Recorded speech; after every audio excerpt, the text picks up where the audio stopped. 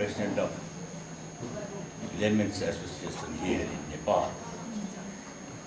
My question to you is, Madam, I have seen in Japan,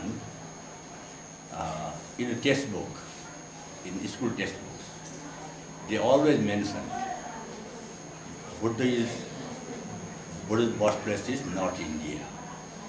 I came to Bangkok. There also I visited many schools. Even in Bangkok, they have the same thing. It is not India.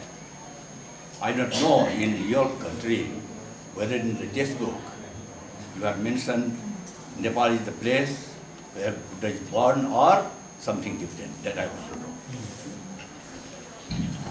Thank you for your question. In fact, in Bangladesh, general knowledge is that Lord Buddha was born in Nepal. Everybody knows that.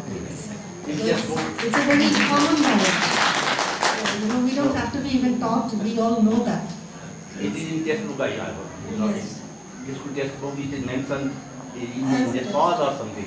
In the textbook, I think at least I learned when I was in school. At least I learned that Lord Buddha was born in Nepal.